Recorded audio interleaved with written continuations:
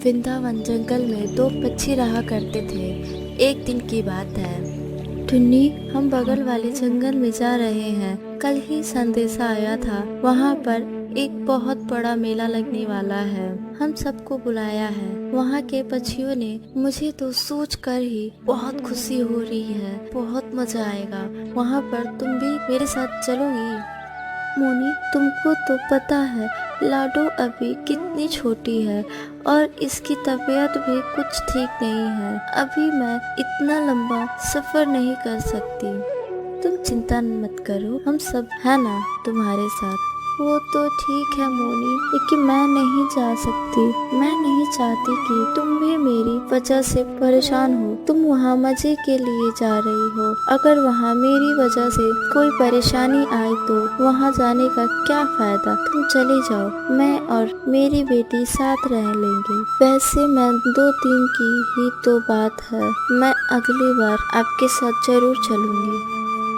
जैसे तुम्हारी मर्जी, लेकिन तुम साथ होती तो और मजा आ जाता। तुम अपना और लाडो का ध्यान रखना। हम जल्दी वापस आएंगे। और हाँ, भोलू को ना बताना कि हम दूसरे जंगल जा रहे हैं। हम उसको साथ लेकर नहीं जाएंगे। तुमको तो पता ही है पिछली बार हमें कितना शर्मिंदा कराया था वह वहाँ चोरी करके। और तुम भी उसे मुंह न लगना। अच्छा मोनी, तुम बेफिक्र होकर जाओ। मैं कुछ नहीं बताऊंगी भोलू को।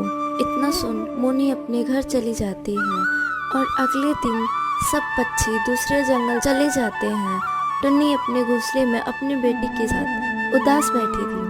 ना सुना सुना लग रहा है ये जंगल। अब ये 2 दिन कैसे गुजरेंगे। बस मेरी बेटी थोड़ी और बड़ी हो जाए, फिर मैं भी अपनी बेटी को साथ ले जाऊंगी। अगली बार जब सब पक्षी वापस आएंगे तो उनसे कहूंगी कि सब साथ मिलकर मेरे घोंसले की मरम्मत करा दे, कहीं घोंसले बारिश में टूट ना जाए। टुन्नी की बेटी अभी बहुत छोटी थी। उसकी तबीयत अक्सर खराब होती रहती थी, इसीलिए काफी दिनों से टुन्नी चिड़िया ने अपने घोंसले की मरम्मत नहीं की थी। घोंसले की हालत कुछ ज्यादा ही खराब हो गई थी। ऐसी ही रात भी हो जाती है और टुन्नी अपने घोंसले में सो जाती। अगली सुबह जब टुन्नी आंखें खुलती है तो वह देखती है कि उसके चारों तरफ बादल घेरे हुए थे। वह बहुत परेशान हो जाती है। अगर बारिश आ गई तो मैं क्या करूंगी। लाडो की तबीयत भी कुछ ठीक नहीं है और घोंसले की हालत भी ठीक नहीं है और मैं अकेले भी हूँ। अभी टुन्नी जैसे सोच ही रही थी कि तेज बारिश शुरू हो जाती है और थोड़ी ही देर में हर तरफ पानी ही पानी हो गया था। साथ में बहुत तेज हवा भी चल रही थी। कुछ देर तक तो टुन्नी का घोंसला ठीक था, लेकिन थोड़ी देर बाद उसका घोंसला हवा के साथ घोंसला नीचे गिर गया।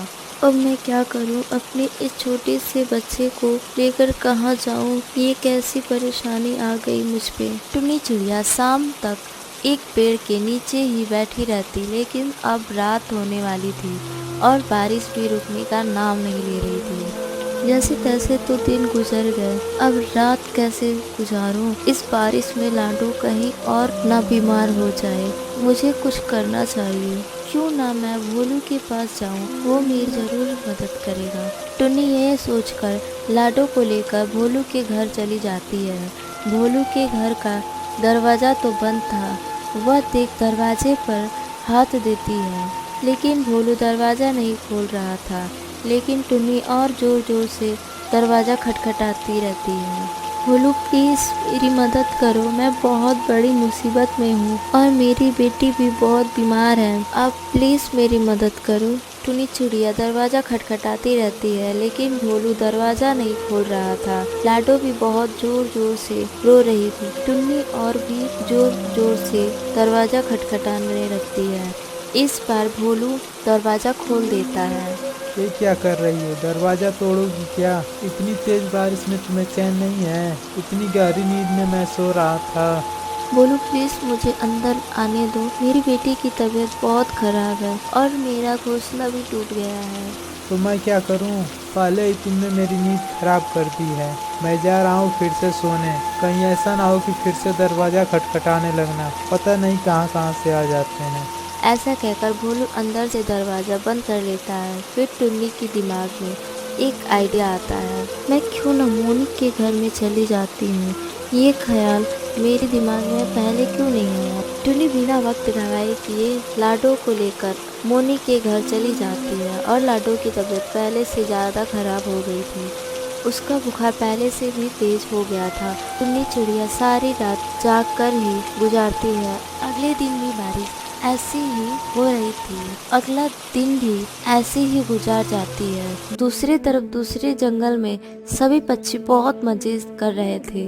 वह जंगल भी बहुत सुंदर था। उनका तो वहाँ से आने का मन ही नहीं कर रहा था।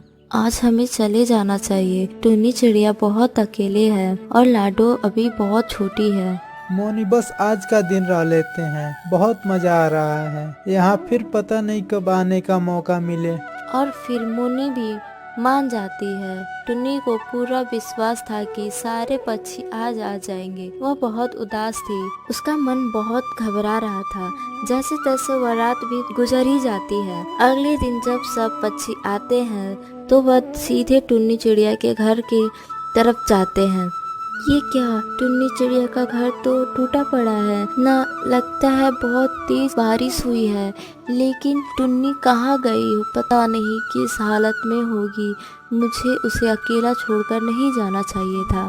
और वो सब पहले मोनी के घर की तरफ जाते हैं। टुन्नी मोनी के घर पर ही थी। टुन्नी उसे देख बहुत खुश हो जाती है। शुक्र है आप सब आ गए। टुन्नी उनको सारी बात बताती है। ये भोलू बहुत मतलबी है। टुन्नी तुमको पहले ही मेरे घर आ जाना चाहिए था। अब लाडो की तबीयत कैसी है? अब लाडो बिल्कुल ठीक है। तुम्हारे घर बुखार वाली दवा पड़ी थी, मैंने उसे दे दिया। टुन्नी तुम बिल्कुल चिंता मत करो, मैं सारे पक्षी को लेकर एक मजबूत घर बना देती हूँ जो तेज बारिश में भी नहीं टूटेगा। आज तो बारिश रुक गई है, लेकिन हो सकता है बारिश फिर से शुरू हो जाएगी।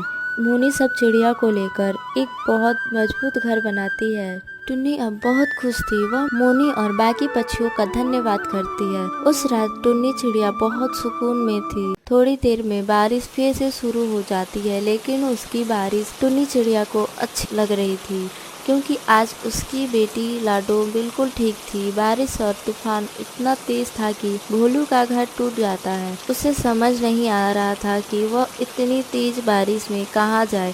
फिर उसकी नज़र एक नए घर पर पड़ती है। वह तुरंत वहां जाता है और जोर जोर से दरवाजा खटखटाता है। ये इस समय कौन आ गया, देखती हूँ कहीं कोई पक्षी मुसीबत में ना हो। टुन्नी चिड़िया जैसे ही घर के बाहर आती है, सामने ही भोलू खड़ा था। टुनी तुम इस घर में, तुम्हारा घर तो बारिश में टूट गया था ना। भोलू तुम जल्दी अंदर आ जाओ, बारिश बहुत तेज है, कहीं आपकी तबीयत खराब ना हो जाए। और फिर भोलू शर्मिंदा होकर घर के अंदर चला जाता है। टुनी मुझे माफ कर दो, मैंने तुम्हारे साथ बहुत गलत किया। भोलू हम कभी भी किसी का बुरा नहीं कर सकते, जब भी करते हैं अपने ही बुरा कर लेते हैं और हमारी की हुई नेकी कभी ना कभी हमारे काम आ ही जाती है। टुन्नी की ये बात सुनकर भोलू और भी शर्मिंदा हो जाता है।